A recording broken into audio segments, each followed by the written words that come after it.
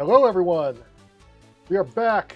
We're here. We are live at WayForward. Happy launch day, everybody. It's Shantae Advance Risky Revolution launch day. Sorry we started a little bit late. We are here. We are now officially ret to go. This is your WayForward social media Tinkerbat Hoff, alongside the one and only person who, what should the quote be this time? I don't know. Who can't deal with this now. Right. Shantae series director Matt Bozon. Wow, you're just on it. Yeah. Thank you. Hi. Hey, everybody. Hello.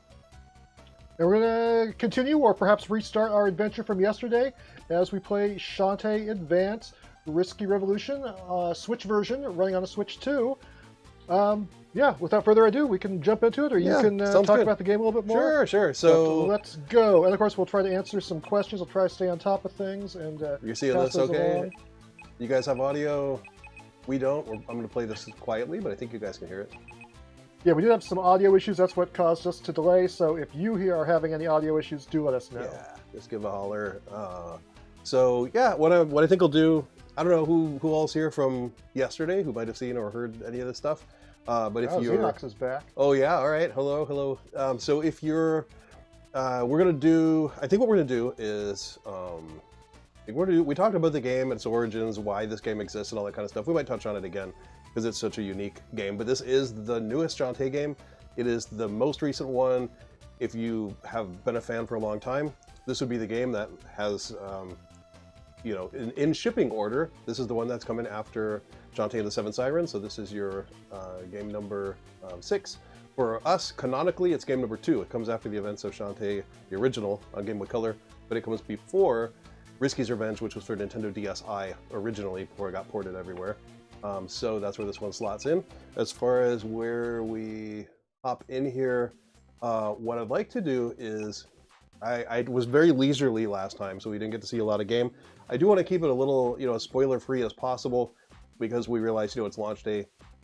Some of you guys have played this already on your Game Boy Advance carts, but for those of you who are, maybe listening now and you're going to pick it up in the evening or something, we'll try to keep it, mostly the stuff that's been shown in trailers, early game stuff. Okay, so try not to ruin anything, ruin too many punchlines or puzzle solutions.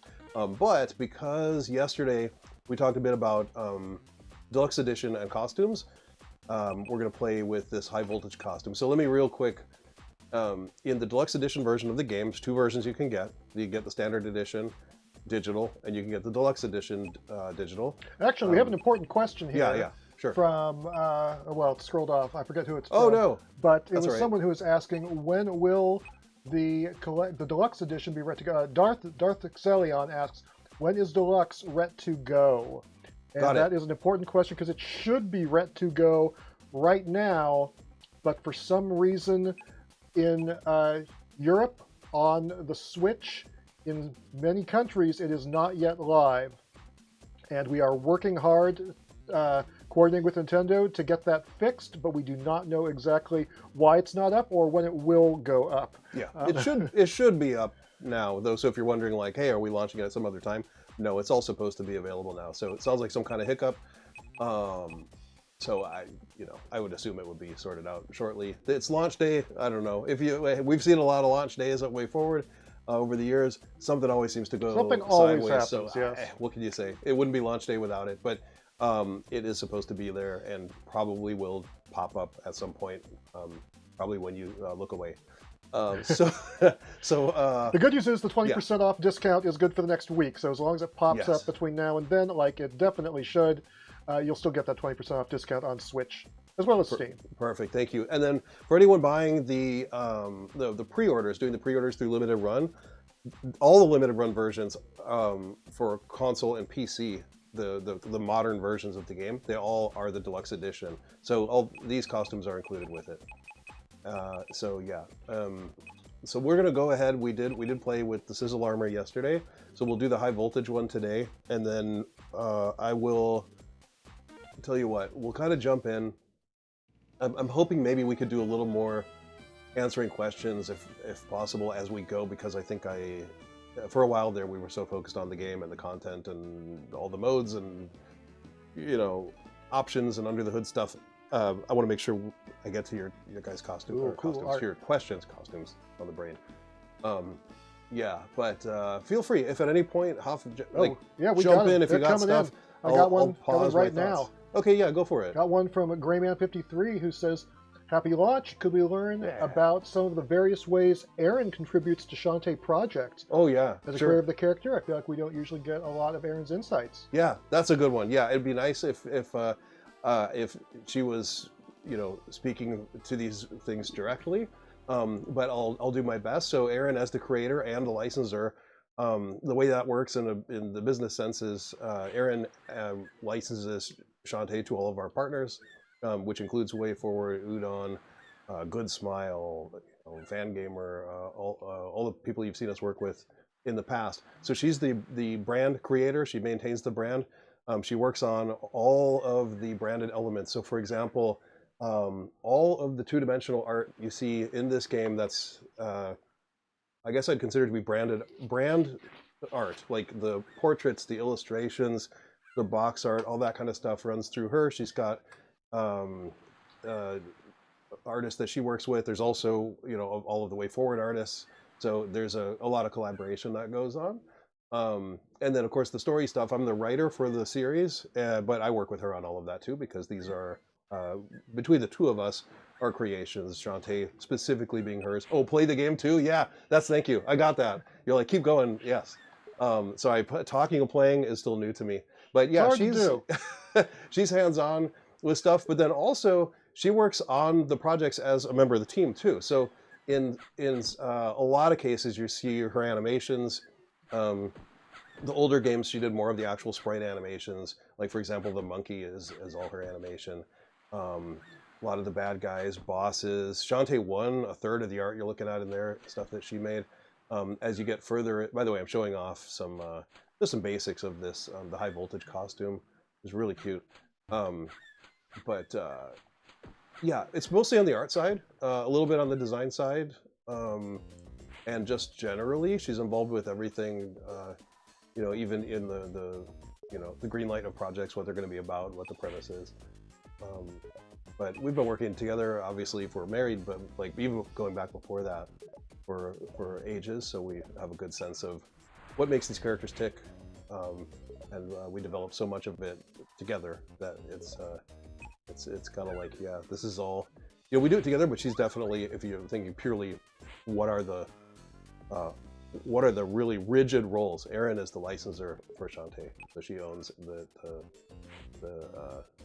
Shantae brand and licenses it to all of our partners. So that's how that works. So yeah, specifically on this game, character portraits, illustrations, and probably some of the really older animations that we had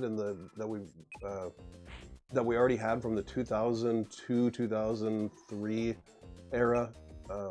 Probably some of those animations too are hers. So yeah, that's a great question. Thank you. Because yeah, she likes to be kind of behind the scenes. So thank you for asking. I always actually really appreciate it a lot when you guys ask questions for Erin. That's awesome. We'll get her in here more. I think would be great. Good question. Good answer. Let's see. We have one from Xenox Nintendo who asks, "Will we see Shantae's mother one day?" Oh yes. Well, you know how you guys watched the Mighty Max cartoon, right? Like, you know how that one ended when he finally got to meet his dad? Oh, of course. Nobody knows what I'm talking about. I think they ended that series and then never had him reunite with his dad, which was the whole premise of the show. I'm making a joke. Hopefully someday that will be a plot point, but it's meant to be something that continues to motivate Shantae to move ahead. So it would be a very climactic moment to bring them together. So we want to save that for a very special, important time, because I feel like that's a big reveal. It gives a lot of closure and completes like a major arc for Shantae the character. So it would probably serve as something of a bit of a reset in the storyline. So I wouldn't expect that anytime too soon, but it's the fun of trickling out the hints and revealing more so that we can learn more about Shantae's mom as Shantae does. So that's a lot of the motivation from the storytelling perspective. I'm also taking it a little slow here so you guys can just see all the cool deluxe edition portraits. I won't always be this slow, I promise. I'll speed things up a bit. But I know after this we'll go through a bit of a portrait drought as we're in more gameplay. You won't see as many of these, so if you want to get eyes on the high voltage costume artwork, there you go. So yeah, go ahead. If you got any other questions? Toxicity Max asks, how did you come up with the characters' idle animations? Oh, like, okay, so like they're standing there idles like this, and then there's long idles. Actually, I'll just let this sit for a moment, and we'll talk about this one. Andrew Botto made this one. He's one of the animators we work with. Oh, I hadn't seen that one before. Yeah, this also, we haven't really talked about that much, but all the deluxe edition bonus costumes do have a unique long idle. This one, she shuts off her hologram hair. That came from Andrew. It's like, hey, it's fun to give animators an acting moment, because so many animations in games are functional, but idles and long idles, this would be what we consider an idle. The long idle, or the timeout idle, is when you just sit there for a while. Is that Andrew Botto of Mystic Bell fame? Yeah, that Andrew Botto. So he helped out a lot. Another person who stays kind of behind the scenes is our Aaron, and I have a son and a daughter. Both of them are also animators. Our son did a large amount of the animation. That Your sequels. What's that? Oh, our sequels? Yes. Our human sequels? Sure. Here, so he did a lot of the animation you see in the game, and so did Andrew. So if it's an old 2003 era animation, it was probably made by me. Mark Gomez. Mind his own business. Yeah, I know. He's just doing his thing. Mark Gomez from Boy and His Blob. Armando Soto from, a lot of our games. Both directors here started out early on. Armando from like SpongeBob the Movie is like a notable game of his. There's a bunch of them. These are people who kind of started out in their early days 20 years ago working on this game. So they did a bunch of the animation, so did Aaron. Let's see, who am I missing? I know I'm missing a bunch of somebody. I'm sorry. It's a little hard playing and talking and thinking, reminiscing at the same time. But as far as the new animations, things that were made specifically when we went back into development in 2023 and 2024, all the animation you see there is either made by me, Andrew, or our son, Luke. So a lot of, I'm thinking if there was anybody else who I'm forgetting, but yeah, predominantly those guys. And then of course, Michael Straggy is the programmer. So most of this 2023, 2024 was mostly two people, mostly me and Mike Straggy, and then with Luke and Andrew helping just kind of on occasion, and like coming in, kind of bolstering in our time of need when we had bigger animation lists that had to get done.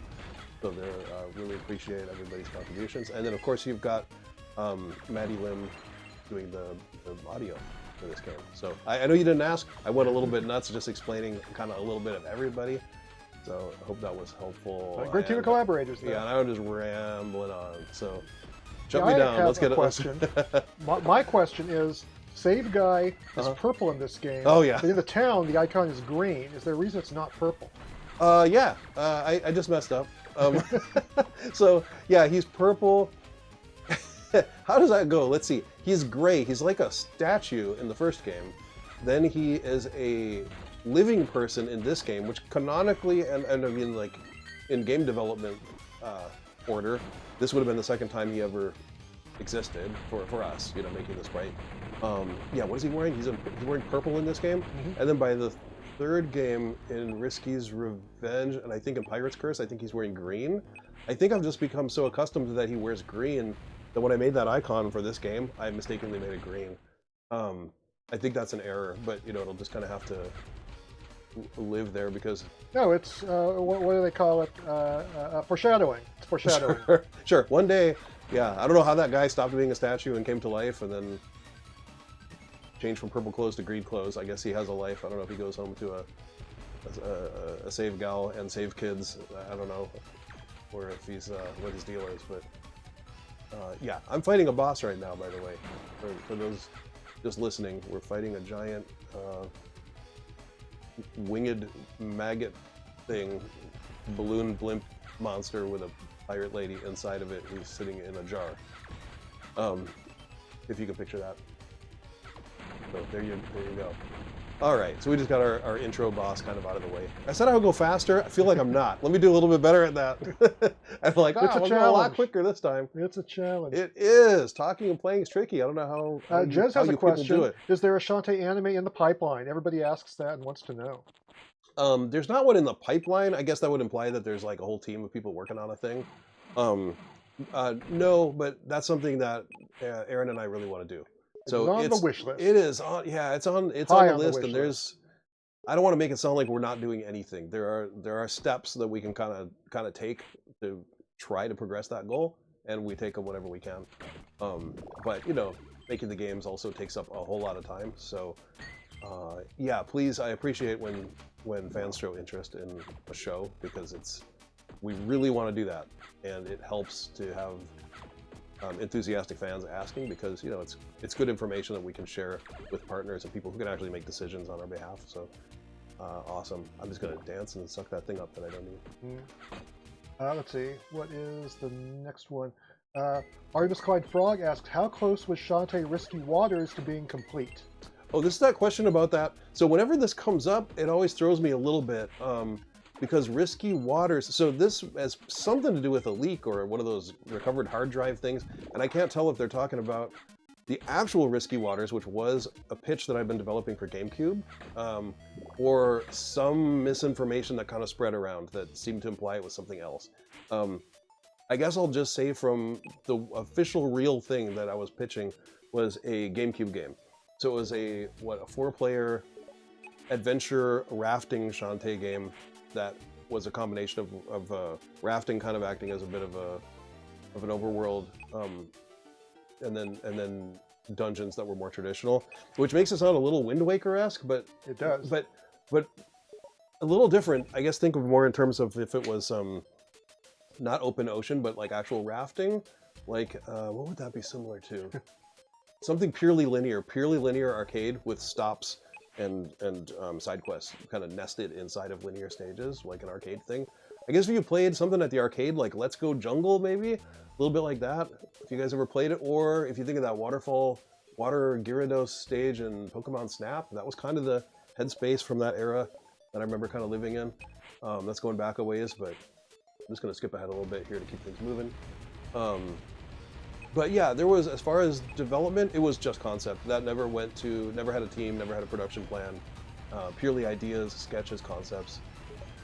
I wouldn't even call it necessarily pre-production, because that usually implies a greenlit project. And this was not. This was kind of loading ideas. So, all right. Yeah, kind of there. Good to get that out there. Yeah. Creative Cavi says, whoa, it's time to hassle the Hoff. Yes, hassle him. Give him some good hassling. He needs it. All right, I won't talk to every character. We've seen some of the gags here before. Although, yesterday, I don't think I popped in. I don't think we did this. We didn't stop by and see Lottie here. But, yeah, we'll just kind of keep it moving at a good clip. My phone asks, are you planning to bring back the other half genies from Sever Sirens in the future? Oh, yeah. We'd love to bring those characters back.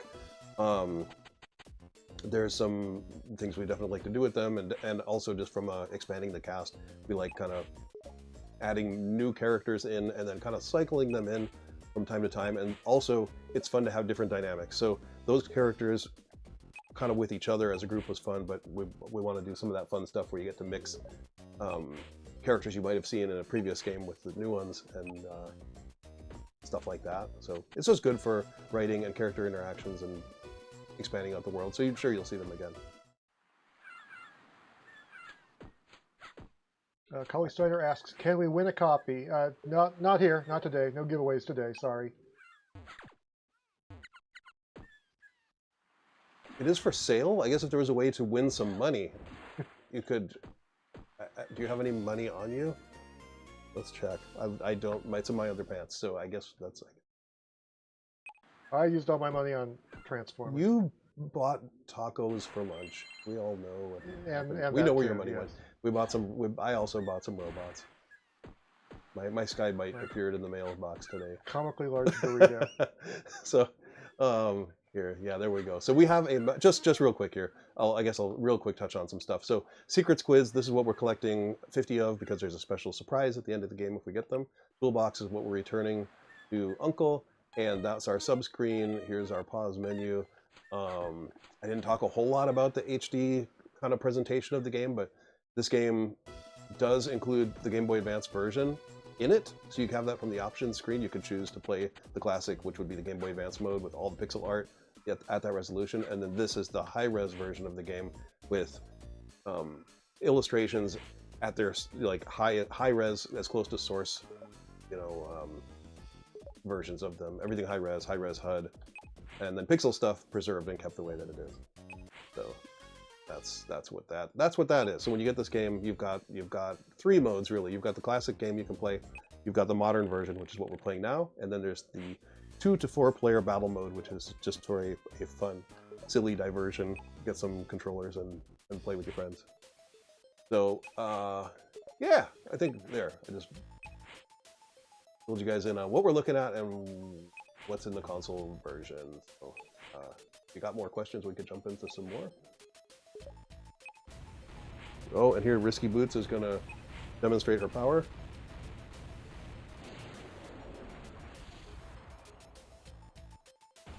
This is a big part of the game, is towns switching places. So locations getting swapped around so that Risky Boots can pillage them. And your job is to, first react to these characters having no idea why their towns are in the wrong location, and then a lot of the game is putting their towns back in order. And... Sorry, I was distracted. I was fighting a spam bot. Oh, that's fun. Man. Spam bot sounds terrible. I'm going to skip ahead a little bit, just because we can. The start button is for skipping dialogue if you don't want to read it. That's right. It'll just put you at the next little event.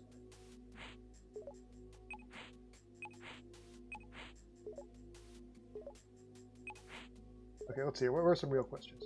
Yeah, go for One it. versus CPU. Did you have to use old PCs with Windows XP to use GBA development tools? Oh, well, it's funny. It depends on what... Yeah, a little bit. What was nice is this is all a proprietary engine that Michael Stragi wrote. So he being the programmer and also the person who wrote the tech that all of WayForward's Game Boy Advance games ran on. He was able to get it running, thankfully. I mean, he only had to get it running on 2 computers, his and mine, so that was good. But he did get it running on modern computers so that we could continue our work, because we didn't use modern technology on this game. Everything we did was running on either in a compatibility mode with something like old.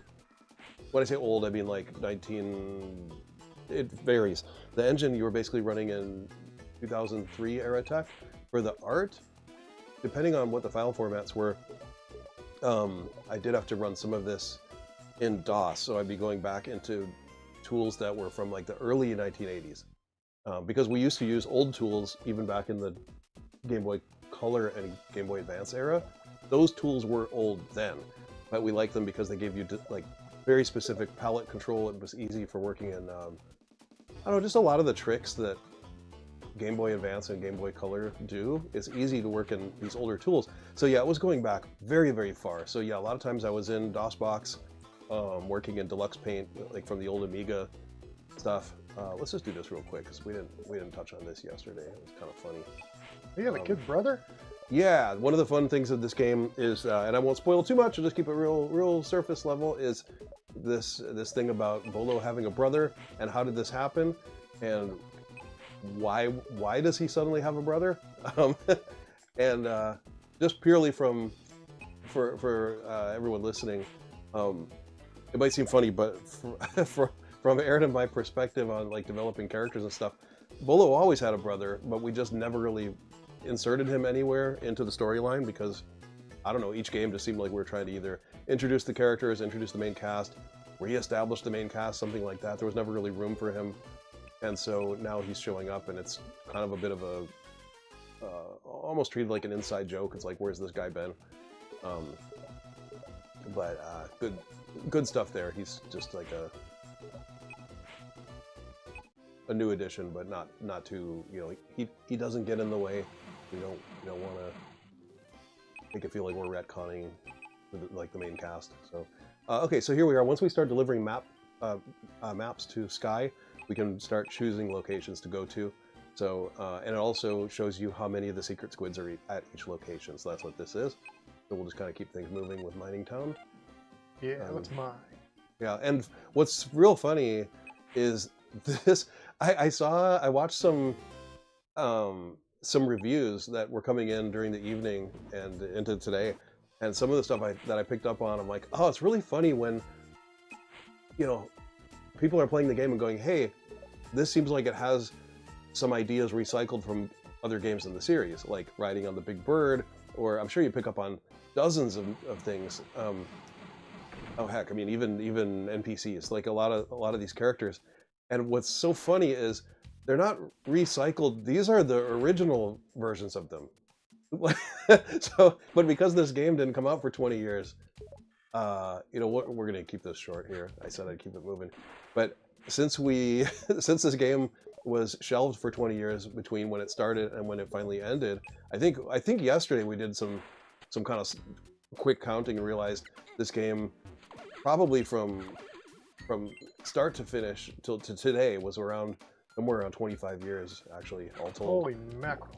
Yeah, because we started brainstorming in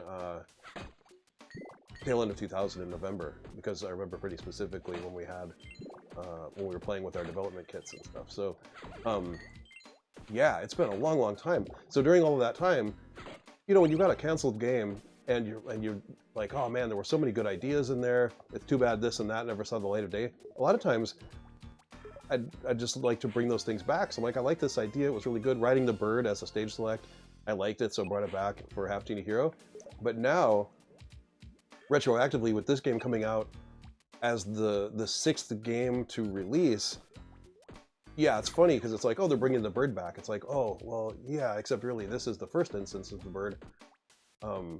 But I live in like a different reality than the player does, because I've always known of all the events of this game. So it takes a little bit of, I have to do a little bit of mental gymnastics to remind myself of where everybody really is in reality, because I've always known the events of this game, but you know, you guys, the audience, the players, never did. So it's a tricky to keep that stuff straight sometimes. So I got another question that came up in our Discord earlier today. This is a little bit of a spoiler. Yeah. So if anyone's afraid of spoilers, plug your ears. Oh, okay. Yeah. There's a part where Shantae refers to Mimic as her dad. Oh, yeah. Right. But but is that like a biological father? Was that kind of the question? Or was that well, what, I think how somebody were people... was confused about that, but you know, it's like, how do you reconcile that she calls him uncle, but in this one time calls him her dad? Yeah, he's for as far as like her. What's the right phrase? He's her guardian. Like, she is right. So we've never done. Sometime it'd be fun, either in the comics or maybe if it's appropriate in one of the games, to talk a little bit about her and her upbringing in her childhood. I've saved a lot of that in the story and not really gone into it too much, because it's kind of implied. It's all kind of there. But it wouldn't be bad to actually specifically call it out in some story sequence or something. Yeah, flashback or whatever. Yeah, real quick, just for anybody watching right now, we're in the first major hub area. This is where the foreground and background concept, or the backyard front yard concept, really gets played with significantly, and it's where we introduce the player to, hey, you can be in the front here, and you can use these gates to switch to the back, and that's used for exploration. And then as you get control over Risky's machine that she's been using to mix up the locations of the town, you can start doing that yourself in order to get from place to place. So that's like the kind of the big major puzzle element that we're looking at right now. So I'll just kind of keep running along, and we can talk about it. But you know, whenever you see a dead end like this, it's like, oh, okay, switch to the front, make some progress there. But back on Shantae and Uncle. Uncle Mimic is basically her dad. That's her adopted father. That's who takes care of her. That's who raised her. So whoever her real parents are, we haven't seen them in person, but clearly something happened where she had to be cared for by somebody else. Uncle Mimic is probably not an actual relative, probably a friend of the family who became her guardian. So as far as Shantae is concerned, Uncle Mimic is her dad. The way that she refers to him is Uncle Mimic because I think that's kind of just his name. Is his first name Uncle? His first name's Uncle, last name Mimic. Yeah, his parents were so proud. Now What should we name him? It's a beautiful baby boy. Let's name him Uncle. Yeah, here we're coming to a first of a major puzzle we have to figure out how to solve. This one we did show this in one of the previous playthroughs like a year ago, so I'm not too worried. We'll go ahead and solve this for you guys. Hopefully not too spoilery. But yeah, that question about Uncle and Dad and all that stuff, probably not too spoilery because we're not really giving any new information. It's just it's just Shantae was raised by her uncle. I kind of like to think of it as him being kind of a out of touch fuddy-duddy, having to raise a kid. This is like the ultimate grinding spot, right? Let's do this. Let's put a shoe on it and just come back in an hour. Here, we'll move on. Yeah, that's how I like to treat that relationship, is that they are family. Uncle Mimic is basically the closest thing to family that she actually has. And I'm sure you picked up on it by now, because it's kind of so heavily in there in the writing. By the way, we'll have to come back with some kind of ability here later on, if anyone has any guesses. Since I always kind of write it as though Shantae is sheltered and very naive, because she was raised by an elderly man, basically. And then Sky, being this kind of come and go older gal influence, is kind of motherly. It's like somewhere between mother and a big sister. So I think that's why when people wonder a lot of times, like, why is Sky acting the way that she acts? Sometimes she acts like a friend, sometimes she acts more like a mother, sometimes she acts more like a bossy big sister. I think her job is keep Shantae on the straight and narrow. That's like her. That's who that character is. So, by the way, we're finding one of the rewind your game tapes, kids. One of the trade items. If you look closely, that is the Shantae Advance cartridge. I don't know if that's obvious, but I think if we can zoom way in, I don't really, because there's nothing there. But that is what we're collecting here, just for fun. Oh, you wait, can you see that? It's not on camera. I mean, there's nothing on here. No, but that's really funny. Good stuff. And we're gonna just dive under here, and I'm gonna, minor spoilers of where there's a couple of squids, but don't worry, there's 50 to find, so we're not gonna show all of them. One Up versus CPU asks, I've seen crazy people asking why you're trying to charge $25 for a 20-year-old GBA game. Oh, how do you fight against this kind of stuff? Let people know it's a new game. Yeah, well, this is a good question. I'll tell you trying to figure out how to. Sorry, that was me smacking my mic. Trying to figure out how to price this game was actually really challenging. So this game, if it had come out when it was supposed to, which it doesn't really carry a lot of weight. You got to work it with the modern, what's the modern climate? What's the current right now? What's the climate for games and game sales? By the way, we're going to take this route and go here into this crypt. Let's keep this guy up real quick, just for funsies. But if this game had released as it was supposed to in 2004, it would have been $39.99. That's the cost of parts, EEPROM, like back when we shipped games on Game Boy Advance as just our, that was just the normal job that the whole company was configured around Game Boy Advance sales and PC sales and things like that. Game Boy Advance carts, depending on how big your game was, they cost more to manufacture. Depending on how much storage you needed for saving, also drove up the price. And so, I can tell you with total confidence, this was a $39.99 game in 2004, but that never happened, right? So it's like, well, okay, sure, but like Minish Cap would have been a $39.99 game. Also, now it's just a free game you get with your Nintendo subscription, I think. Is it on there? Is Minish Cap on Nintendo? I think you need like the The expansion Okay, pack pretend that it's there. Yeah. Okay, and But yes, it's there. I'm hopefully that It's kind not of free. It's a second tier, I believe. okay, got it. So it's something that incentivizes you to subscribe to a service, and if you were buying it individually, I'm not actually sure what they would charge for that these days. I couldn't even, I can make a guess, but yeah, it's really challenging when it comes to this game because you can't really charge the old price. Like it would be really weird if this game was $40, right? Like that would seem like what are we trying to pull? $40 for a game that's like this looks like an old game. It's like it kind of is an old game, but it's also kind of a brand new game. Cartridge version. Right, but there you're getting a physical object that gets manufactured. Like there's more. Exactly. There's value in getting a collectible that actually exists, versus you can tell I'm getting all over the map here in terms of how do you gauge value. So what we ended up doing, and I hope this makes sense to anyone who's been curious about what our thought process is. Oh, what could be in there? You see that? Like I just did it by reflex. Nothing. I'm gonna save that one for people who want to figure it out because man, my fingers just did it. Because I've lived in these levels for so long. I can't even tell you anymore. Sorry. So in the end, what we ended up doing is, I can't speak for everybody involved, but I can tell you what my mindset was. Is that the standard edition is priced a little lower than what I would have expected for one of just an average WayForward pixel game. But then the deluxe edition is priced at like just like a $10 more. So the one is a little bit low. The other one's probably seems a little bit higher, but with the extra content included, to kind of like, well, you can kind of make your own choice, like where you think the value proposition should be.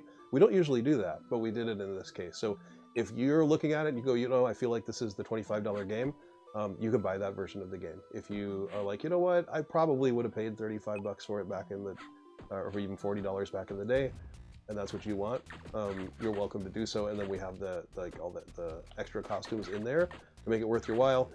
I hope that is a good, that's probably the best way I can explain why we did what we did. Because although I think this question is less about the price and more about how do you convince people this is actually a brand new 2020. It's a little tough. It's game because we play a lot of really awesome indie pixel games. So pixel these days is more of just a medium. Like you would choose to make a game. What's this guy's name that you're fighting? This guy, he's just called the Coffin Mini Boss, and that's his file's name. I don't think he has a proper name. I know there's an internet name for him, but that's like not his real name. Yeah, but he's the Coffin Mini Boss is what he is. Yeah, I just got smacked. Oh, and I don't have any healing items, do I? Yeah, you haven't even bought your magic yet. Oh, I didn't buy anything at the store. Yeah, we're kind of just. I'm being a bit reckless, actually, now I think about it. Yeah, by now I'd usually have bought... Like Luke Skywalker. Yeah. Oh, wow. Man. I just ate that. And I'm dead. You know what? We could use a game over, though. That'd be pretty cool, wouldn't it? Oh, all right. Maybe not.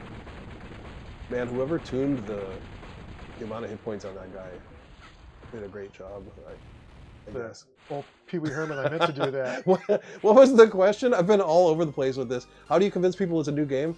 That was the question, right? It is a new game, but I gotta say, I can't find anything similar out there in the world. We must have had so many conversations about how to present this to audiences, how to price it. There's just no good comparison out there. So we just did our best. I hope it makes sense to everybody out there, and I, just appreciate whatever way you bought this game or you get to experience it. I'll just say thank you, and we just did our best to make it make sense. There's nothing like it, and we probably won't have a situation anything close to this again, where we're finding some extremely old game that we paused that was half done. It's just, we don't have anything like that as far as I know. So what we just did now is got what in this run is our first transformation. Things can be done out of order. But here we go. So we've got the crab form. So I'll just go ahead and do that. Yeah. So this crab, not the same crab as the one in Half Genie Hero. This is the original 16-bit style crab, which none of you were able to see until now. But yeah, I hope I answered that one pretty well. It's a I think so. it is a rat's nest of I love rat's nest. yeah, it's oh wow. Oh. I just walked right into it. There. I don't have my audio cues to help me out. I'm just having to do this in silence. There we go. Team Rocket Undercover Agent asks, Matt, can you send me a photo of Shantae holding her ponytail in her hands? A photo? A photo. I'll call her in here. We'll get. I'm making jokes. You probably mean a drawing, of her holding her ponytail in her hands. Yeah, like maybe it got maybe they clipped it right off. Like I don't if know. it was in. Oh gosh, sure. you mean like a? I don't know. I'm just imagining. Like a slowpoke tail. We're gonna head out this way. You know, like go back the way we came. If they chopped off her monster whipper. Yes. In Curse. They were close to doing that. Is that what you actually mean, or do you mean holding her? You know what? I guess the short version is I can't do that right now because I'm like super occupied with this. But I understand what I think you're asking. You just want a cool picture of Shantae doing something neat. By the way, real quick tangent before we go to the next question, if that's all right, is we did this crypt, so we got the crab form.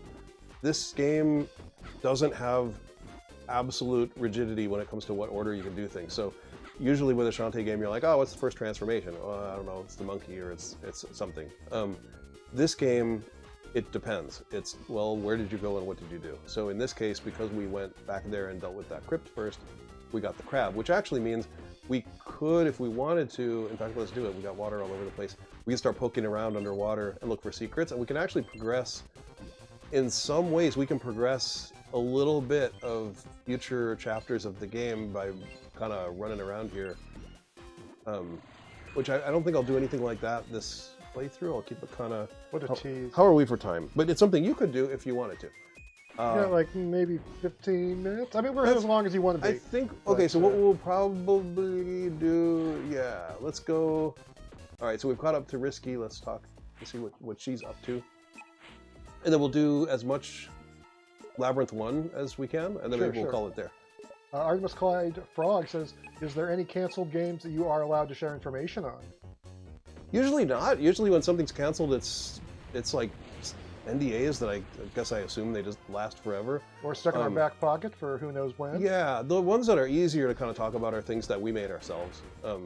And typically, we don't have canceled games that we made ourselves because usually we have a pretty low cancellation rate. I know that industry-wide, it's fairly common for games to get canceled. Games don't usually get canceled. I've heard people throw around numbers like, 50% of every game gets canceled. That's not been our experience. We've been in business for a long, long time, and it's not 50%. It's a pretty rare occurrence. I think I'm going to actually go into this labyrinth, and we'll just start doing it while we're talking. But the game does have proper full-scale big labyrinths. Those crypts, like we just did, are little ones. What the heck is going on here? Are you getting spam botted? No, yeah, I'm getting spammed by Restream, which is what we use to go on both Twitch and YouTube simultaneously. It's giving me like 100 congratulatory messages. Oh, that's so nice. Wow, that was a lot of congratulatory messages. Thank you, Restream. So I don't remember anything I was just talking about either. So maybe what was it? Like I said, I don't do this very much. This is were we talking about games getting canceled? You're right. Yeah, games getting canceled. Yes. So this is the only game that I can think of where we made significant progress on our own project. I totally whiffed. And then pulled the plug, because I mean I was a big part of canceling this project. It wasn't like somebody canceled it out from under me. We just, I had my handheld department and we ran out of money. We're like, well, we're gonna have to take on other projects to survive. That's just how it is. So we had to just stop. We talked to every publisher within reason, and there was at one point, I guess I'm off rails a bit with this topic, but there was a moment where there was a chance of this game being released back in 2004. One very nice publisher, I guess just for the sake of, I don't know, just keeping it nice and clean. I won't mention who they were, but just a nice place. I think they're still around. Thought, you know, we could probably do it, but they were just very honest. They're like, look, this is a unknown brand at that time. The first game had come out, hadn't performed particularly well. Like, we could probably do it, but you're going to have to go, you'll have to go into the lower tier of cartridge pricing, which, if you guys remember, anyone who's old enough to remember this, there was a type of Game Boy Advance, there was a type of Game Boy Advance cartridge you could get that was very, I mean, not physically small, but the storage on it was tiny, and you could sell games that you could buy, like at the grocery store on the impulse buy aisle. You could get copies of things like, what was it, like Snood, and some of those. You remember these, like, these very basic. That was DS or GBA, but yeah. I think that was GBA. There would be these little budget $9.99 tiny games, and the reason that they could do that is because those games had no save function, and they had just the tiniest amount of storage on them. So they were, you know, you still had to manufacture the cartridge itself, but the guts of the cartridge were pretty cheap. And they're like, if you can get the game small enough, like to fit it in there, that's how it would get done. So they did give us an option. At one point there was an opportunity, but even trying to figure out how to get this down, we're like, man, even to have this character as the playable character, it just already was like, you could just tell. It was like, this is never gonna fit. Unless the game was just so severely compromised. It would have been significantly smaller than this game, the one that actually ended up being released today, and it would have been a lot smaller than the original Game Boy Color game, and that just seemed like a weird step backwards. So what was that just for? Yeah, I know. I like, oh, you know, maybe there's some secrets around the corners. Can I tell you my deep dark secret? Yeah, what's your deep dark secret? I actually like games with password functions. I do now. I do now that because batteries fail, right? Cartridges with batteries do fail. EEPROM, which most of the WayForward games use EEPROM, our old games I'm talking about, they take a lot longer to wear out. Like, I think those things last like basically you know, what is it, like 30 plus years or something? They last a long time. Why do you like passwords though? Why is that your? Because you can always go back to somewhere earlier in the game. Oh, sure. It's like, oh, I got a save file, and you can keep making a lot of save files maybe on modern systems, or maybe you only have 3 slots. It's like, well, I just got to save here. It's like, oh, I really want to go back and see that boss again, or try something out I missed, or something like that. I always liked ones that have simple, like when we did passwords on our Game Boy Color and Game Boy Advance, like Scorpion King, for example. I like the ones that were kind of like these low security. It's like, look, it's just game data. It's not like It's not like it's your bank card or something. They would have you know, usually like 4 character faces, and it's like, if you can remember 4 pictures, you can insert them, and that's your password. No problem, right? Axe, holy water. Right, exactly. And that's great, especially if you've got, here's our next transformation we're going to be looking for. We just need a thing to throw in there. Yeah, especially if your game doesn't have super duper complex amounts of things that need to be stored. This game has quite a few. There's a lot that needs to be stored for your you know, your gem count, and where you lots and lots of flags that are set for the story, and doors being unlocked and opened, chests being opened. It's pretty complex, so couldn't really do that here, but yeah. So did I answer that question? Are there games that were the one about the canceled stuff? I don't know of a lot of canceled stuff in our that we could resurrect. There might be something.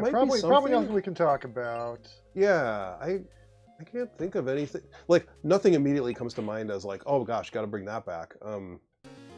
Usually that implies we put a lot of work into something, like with this game. Put a lot of work into it, and then it never paid off, or it never got to see the light of day. This one feels good to finally have this finished and in your hands. So okay, so we can buy some stuff. We have quite a bit of money. You gotta get that storm pup, you know? Yeah, so that's like the good kind of boss killer. But you know, it goes with your costume, you know. It does. Oh, that's true. I wonder. Yeah, that'll make short work of this guy. That's coming up. What have we got for time? Let's just check real quick. Try to keep it around. Not too long. Yeah. About 10 minutes? Or as long as you want, really. What I might do, because we have enough money for it, I actually kind of want to show off. I want to show off float cake or pants ants or some of the weirder ones. What if we do a greedy jar? I feel like a lot of people aren't going to necessarily do greedy jar if, you know, out of the gate. The more obvious ones are like get the shampoo because your hair whip, you know, you're whipping stuff all the time. Yeah, let's do greedy jar just so we can show that off because it's kind of nifty. And then you said maybe the people. Oh, look at that! We got the storm cloud. Wait, I did no. Yeah, thank you. There you go. Thank you. Boom, there. Thanks. Thank you for saving me from that moment there. Yeah, so there we go. So we got our Storm Puff. It activates faster, deals more damage. It's going to come in real handy. So SSX has a question. Other than graphics, are there differences between modern and classic? No, not really. No, not really. I mean, they're the same. Like that boss room where you fought the crypt boss is different in the GBA game than it is in the modern game. So, like, is that? Oh! You know what? That actually segues into a good thing. A good question. This wasn't exactly your question, but it's like touches right on it. Is there anything that we found since the game went to manufacturing when players have been reporting stuff that they're finding, or just little handful, I'm talking micro quality of life things, anything that we fixed, and I use that term lightly because a lot of it's subjective, is in this GBA version, the classic mode on the modern console, and the game that we're playing right now have the same updates. So for example, what was one? There was one. Somebody asked. Sorry, I'm just bonking my head while I think here. Boing boing. Let's go into this room. There was a thing that was brought up by a handful of players on streams and stuff. We try to watch people play as much as possible, so we love that. We love when you guys are playing the game and sharing your opinions. And basically, it's a great way. We do like getting like constructive criticism is always a wonderful thing. Let me use this thing actually. Wow, just boil him up. Yeah, just smack. And him too. Yep. He will rue the day. But people had asked why the crypt boss has a little ledge right here in the corner kind of blocking the door, because it allows you to just kind of like toenail grab or hang out on the edge and beat him pretty easily. That was modified, just one tile taken out, and that tile is updated in both the classic version that you'll find here on the console and here in this version that we're playing right here, like in the modern version.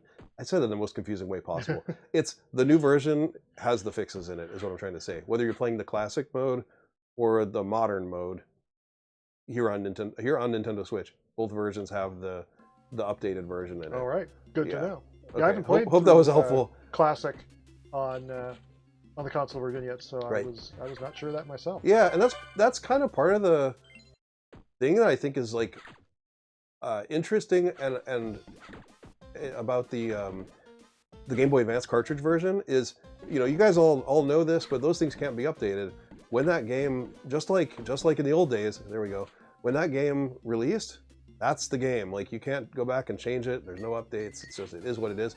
That's part of, I think, the experience of buying a game back in the day was going, wow, look, people found an issue or a bug or an exploit. Those will live forever. That's the way. That's the nature of the beast with the older games. So, and that's the case here too. Here we've got this 2025 version of the game.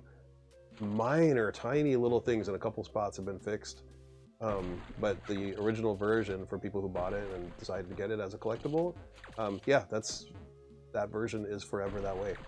So, for good or bad, that's kind of just the nature of physical media back in the days before updates. Mm-hmm. So, yeah. So we have, what have we got? We have our key. We're heading towards. Where are we going? No, we got our charm. We're heading towards the fountain. Sorry, it took me a second to remember what I'm actually doing. Yeah, we have time. How about we just? I know time's up, but what if we just continue? We'll clear out this boss and then we'll call it there. That's just a nice stopping point. That sounds perfect. Okay. So we move on to this question from Sir Rage, who asks, is there a possibility that labyrinths themed around the Four Seasons will appear in a new Shantae game like it was once planned for this one? I don't know anything about that. That was the plan for this game. So this game, here, real quick, if you, yeah, I'm not sure, where did that, I don't remember how that info got out in the world, so it's cool that you know that. This was supposed to be the autumn room, so that's why there's falling leaves. That theme does not carry forward. This is the only room in the entire game, in this game and like any other Shantae game, where there's like a themed single one-off room. But yeah, this is the old autumn room. There would have been a summer room, a winter, and a spring, but never quite did it. In fact, most of the things I would have assumed to be spring-like elements, like plants and things in bloom, are all in this dungeon. So whereas the second dungeon is more like autumn colors, so you got little bits of that, and that's just kind of a remnant. So yeah, would it ever come back? Sure, if it made sense and that was in line with the theme of the game. But this game basically just didn't need that anymore. It just kind of leaned into its story and thematic stuff going on with like the earthquakes and the tremors. It didn't really need the changing of the seasons concept anymore. So already fairly complicated as it is. So yeah, that kind of, it's I guess that's like a kind of a cutting room floor thing. But I'm glad you brought it up while we were running through that kind of autumn themed falling leaves room. Very timely. Nice. And here we've just got a new transformation. So in this case, transformation number 2, but if you had gone here first, this would be your transformation number 1. My phone asks, I just saw you guys are doing a risky plush. I was wondering if you're going to do a Sky and Bolo plush, or maybe more characters. Well, if you want that, then that's something we could totally look into doing. No plans right now. We're just doing, we kind of, I guess, slow rolling them. But yeah, it would be natural to keep expanding the cast, I think, right? But yeah, that is up there for pre-order on Limited Run Games. That'd be super Anyone cool. who wants to get a Risky Boots plush. And of course, Squid Baron in the Revolutionary Edition. Yep. Yeah. Yeah, it's funny. A lot of people had asked early on when this game first got announced or revealed if Squid Baron was going to be in the game, and the sad truth is no, because we didn't want to, retcon into. Whoops! Wow, I just completely jumped off a cliff. Suggest that Shantae had somehow met him before these events, because we all know they meet in Risky's Revenge.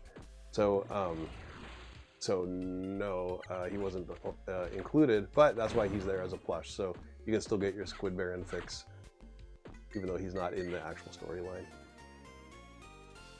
So he at least has to steal the show somewhere. So that's where he gets to do it this time out. And we're coming up pretty close. We're closing in on the last bits we need to finish out this labyrinth. I'm not going to go for all the secrets. We're just kind of beelining to the end here. Back through the Falling Leaves room. By the way, you guys might find this interesting. For anyone who cares, I don't know, might think it's cool. This room used to be WayForward's level design test. A lot of people worked in this room over the years. My brother worked on it. I remember this was like one of his early jobs that he had was no kidding. Yeah, he worked on a bunch of WayForward games. Did a lot of levels for, like, the Wendy Every Which Way game. But this room was our test. We would send this room out, basically explain, like, hey, here's a door that you come in and a door you have to exit, and your job is build a satisfying room. We had a list of objects you could place and things like that, and just kind of make it your own, come up with a cool path through this location. And so lots of people who worked at WayForward in the past would be familiar with this room, because a lot of them took this as their level design test. So yep. In the final product, it's just a big X shape. It's because it's really just a hub. But it's had many permutations over the years of people who've had hands on it. Denelson SA asks, wait, if that is, I'm way behind here. So no, that's okay.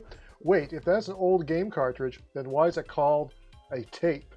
A game tape? Called a game tape? So this came up once before. Who are we talking about game tapes with? I think it came out during the translation, because some of the languages are like, why is this called a game tape? Oh yeah, and people are like, what's getting it localized? Right. The localization team asking, why is it called a tape when it's not a tape? And that is what. Yeah, we went a bit. It got a bit weird. I'm like, well, wait, didn't you guys grow up calling them game tapes? Yeah, you're from the Midwest. I'm from the Midwest. They were My called grandparents are from the Midwest. It was like, hey kids, clean up your game tapes, right? So if you had an Atari back in the day, those weren't cartridges. I mean, they were cartridges because that's physically what they were, but a lot of people called them game tapes because there was no common language yet for what these things were, and so everybody knew. They didn't. Well, I don't know. Maybe they didn't know that there's no actual. By the way, if you don't want spoilers, avert your eyes. I'm going to solve a puzzle here. If not, just like, I'll keep talking about other. We'll talk about game tapes while I solve this puzzle. Oh no, the puzzle can't be seen anymore. We're not going to know what happens. Yeah. It's blocked out. Yeah. Anyway, well, and then I botched it. Anyway, game tapes. Yeah, I guess it's a Midwest thing. I don't know if these are not, but yeah, I would rent games from Blockbuster as a kid, and my grandma would be like, "Remember to rewind your game tape." Right, rewind your game tape, of course. Yeah, is that weird? Did you guys know that? So I deliberately called it game tapes because in the game because I like the idea that this guy who's this hardcore collector who's missing his game cartridge would somehow be out of touch enough to call it a game tape. I like the weirdness of that, so that's why it's game tapes. And that was a good question. By the way, we just got what we needed to finish this dungeon/labyrinth. So we'll head on over. Let's see, what do we got for money? I'm gonna buy a health item because we're going into a fight. So let's save. And if I die, I die. Maybe that's how we do it. If I die, that's it. If I beat it, cool. If he dies, he dies. If I get just I don't even know what that's a reference to. Beat up. If we, that does seem like it's a reference to something. What are we gonna do? Let's see. I guess what would be my smartest play here? Probably. I think I'm just gonna buy. Whatever. We'll just get the 3 hearts. It's fine. Artemis Clyde Frog. Canonically, how old is Shantae? She is a young adult. She is. Oh yeah, that comes up all the time. How old is she? Yeah, there's no canonical age for any of the characters. But yeah, she is a young adult. I always define her two ways. One is when I'm writing, is she's naive and has been raised by an elderly man, so not a very like worldly character. But also, she's in that phase. I guess if you were to compare her to a real life person, she'd be in that phase between having graduated from school and trying to land your career and make it permanent, and like that struggle. That's what most of her storylines are about, is that struggle of trying to find your place, right? So she's at that phase of life. Here we are. So we're at the wingnut. Let's go ahead and do it. And this is it. We're going in there. So hopefully that answered that question. Whenever anyone asks for like ratings purposes or things, I'm just like, oh well, she's an adult, and I've confirmed that with Erin, her creator. Like, hey, what, does she have an official age? And we've like, no, there's no age, but she has confirmed, yes, she's an adult. All right. So here we go. We have a boss, and we have a couple ways to deal with him. I'm going to go for this version first. There's again a couple different ways we get hit point. And these are going to be called the Muck Lords. Muck Lords. Are they mucks that come alive? Mucks like Pokemon? No, not like Pokemon. Oh, okay. They were kind of, well, wow, they were kind of referred to as gargoyles for a long time in the game code. They're probably still called that in game code, but yeah, Muck Lords. So yeah, we could hit like are they actually powerful living mucks. Powerful. What? Say it again. Powerful living mucks. Sure. What is that? That's got to be a reference to something. Like Rock Lords. Oh, Rock Lords, meaning the toy Rock Lords. Yeah, I should know if this. If anyone would reference Rock Lords, I figured it would be you. So. I just bought a Rock Lord at San Diego Comic-Con. There. So there's 2 solutions. You can either defeat this guy. Why am I telling you what the solutions are? Tell you what, there's multiple ways to beat this guy. I did one of them. Spoily McSpoily. Sorry. I'm also, you know what? This is where we're going to eat our tasty juice. and really just show off the power of the what's it costume. Oh, but I have to actually hit him. yeah, this'll get him. This'll get him. We'll get him. Oh my gosh, so much damage. So that was just in 2 cycles. So it came out. Yeah, I mean, part of that is I've done this a whole lot, and part of it is the Storm Puff does a lot of damage when you're wearing this particular costume. So, okay, so we made it. We made it through. How do we do on time? We're a little over, but not too bad. Got one more question for you. It's very important. This is the most important question we've ever received from Red Rodine. Any chance of seeing fan favorite Barracuda Joe again in the future? Oh yeah. You have to. He has to be around doing something, right? Like I'm sure I'd like to see Barracuda Joe. I love writing dialogue for that guy. It's super fun. Yeah, I'd love to see him come back. By the way, all these Joe for 2026 swimsuit special. Or 2025. Right. Maybe he's in there. Yeah. I don't know. Yeah. Oh, it's so funny. Also, so many of these questions. I guess I want to just say real quick, I really appreciate that the way you guys are even talking about this game is you're just assuming there's going to be another one. I mean, I appreciate that kind of support so much. I know everyone at WayForward does. They're not always a foregone conclusion that we can do another one, and sometimes there's long gaps in between. So thank you for that, because that's a huge vote of confidence that you guys just kind of already looking forward to there being another one. So we want to keep making them. You know this. We want to make them as long as possible. Yeah, you know it. Yep. If you support them, we'll be able to keep doing them. So yeah, we're right now we're at the meet a new character. So we're rescuing our first relic hunter. I might, you know what happens? We get a nice little stage clear moment, so we may as well. And by the way, this is with most Shantae games. This is where you'd get a big. Yeah, there's that part where. Oh yeah, the question about your dad. About dad. Yeah, because I'm kind of assuming this guy being probably an old friend of the family. There's like kind of some. Here your uncle's workshop, lickety split. That's the voice I hear in my head. Right. I don't know if that's how it's supposed to sound, but that's how I hear it. Well, here, let's do this. Normally, so normally this would be where in other Shantae games that would end out a chapter. In this one, though, there's still things to do. We have 2 transformations under our belt, but we still have locations that need to be set back to their proper spots. This is true. And some deliveries to make and some power-ups to find. So it's not done. So these, as you can kind of see, the formula of this game is kind of like a big 3-chapter game, if you want to think of it that way.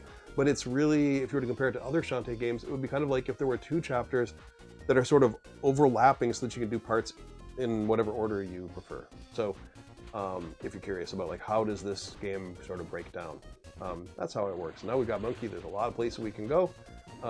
Monkey. I think, yeah, we'll just head off over in this direction. But I think we're calling it there. So how about maybe I'll just get back to the bird. We'll take off, save, and call it there. That sounds good. And I'm not gonna. Maybe we'll pick it up and keep going one of these days. Yeah, I'm not gonna sweat too much getting. I'm sure I could have just popped into that cave and got some kind of goodie, but we're gonna. We're back here at the. If you hadn't this is where if you hadn't got the crypt the first time around, this is probably your moment where you would just start exploring into that area. But for our purposes, we already did that first. So, I know, I'm just eating the damage. Look, we got one hiding behind the waterfall. It's a classic. You got to do it. Yep. You know what? Maybe I'm gonna blow up. I feel maybe like that's our. Does not put a door behind the waterfall. Is that the way? Is that the way we do this? We get. That's how we're gonna do it. We're gonna get an arrow in the behind us and end it there. All right. Sounds like a good plan. Try again? No, we're actually going to call it right there. Yeah. Yeah, thanks you for tuning in, everybody. Thanks for watching the stream. We hope you check the game out. It is available now on Switch, PS4, PS5, Xbox, and Steam. We apologize for the deluxe version not quite being out on the eShop, Switch eShop in Europe, but hopefully it'll be out there very soon. And of course, the physical version is also out there for pre-order at limitedrungames.com in standard, classic, and revolutionary editions with lots of extra goodies, as well as lots of cool extra merch like the aforementioned Risky Boots plush. Matt, anything else you want to add before we go? Yeah, thank you for tuning in. This was a lot of fun. I hope you get a chance to pick up the game, play it for yourself. I hope I didn't give you too many solutions to this stuff, but I think once you experience it for yourself, you'll enjoy quite a bit. But thank you. Yeah, really just thanks for your support. Thanks for supporting the series for so many years. It's amazing to be at game number 6 or 2, if you think of it that way. I don't know. What a dream come true, though, to finally have this game out and available for all of you to play. What a cool thing. So, yeah, thank you. All right. Happy launch day, everyone. We will catch you later.